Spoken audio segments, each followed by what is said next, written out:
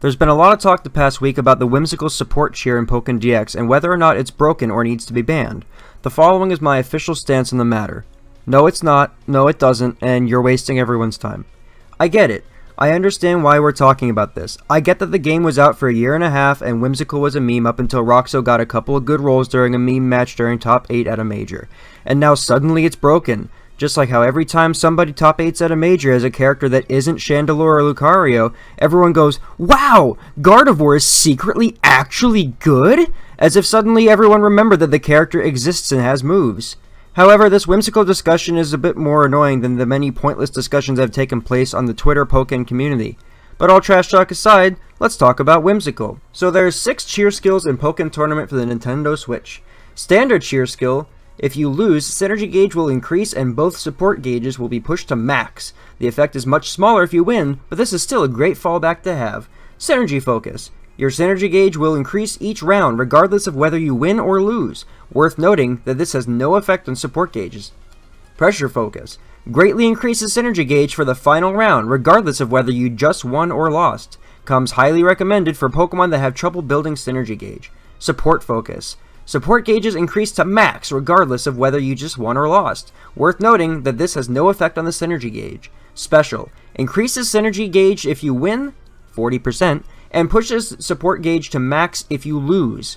You'll need a solid strategy to make good use of this extreme effect. Whimsical, anything can happen! Now here's the thing, I understand that the mentality behind the proposed ban is that RNG should be completely absent from an otherwise skill-based competition, excluding things like Croagunk's Gunk Shot, Omen's Fireballs, or whatever happens to be in Frost's pocket at the time. The difference in my eyes is that those are active abilities that are part of a matchup. Whimsical is a passive ability that does not affect matchups for the most part, and the only time it could affect a matchup is with certain characters whose movesets become drastically different in burst, like Gengar.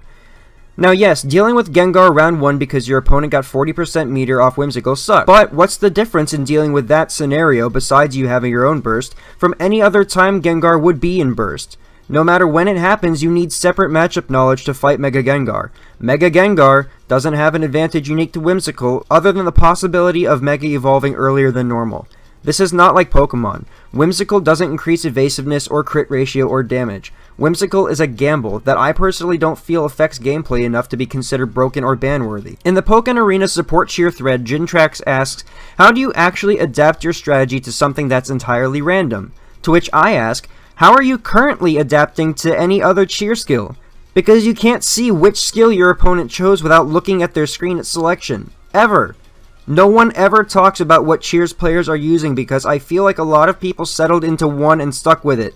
The answer is you're not adapting to a cheer. You're adapting to what the opponent is doing with the cheer. There are skills that work better or worse for each character. Braixen will be running support cheer 99% of the time she's being played because that's so much more important to her gameplay than synergy. If she gets Emolga 4 times in a game, she might be using support. But what does it matter what cheer she's using? You still have to deal with it. So what it comes down to is a gamble for a select few characters that only a select few players will be willing to take. If you're in Grand Finals with Pikachu, why would you go Whimsical? You're basically assured burst halfway through the first field phase a lot of the time. To be honest, I don't know what skill Pikachu should be using, because honestly I run Special because I have been for a year and a half, and the benefits are consistent and helpful. I know what I'm gonna get. I don't need to gamble. But again, even if I did gamble on Whimsical, there's a chance it would fail and my opponent would never even know, or I start with extra meter and I still have to play the match like normal because all it did was give me a burst mode that I still need to know how to utilize. If Whimsical made one attack randomly kill on contact, or made one move instantly break shield randomly, or gave you infinite support calls, or infinite burst, then yeah, that'd be broken. But it doesn't do those things. It might maybe sometimes give you 40% meter and or full support, or it can give you nothing.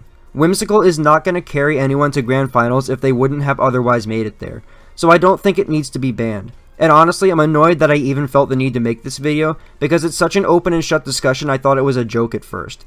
If you really want to talk about broken things that need to be banned, let's talk about Thermodynamic Mewtwo and his ability to CADC 7 times into one of his many unsafe Pokemon moves. Now that's broken!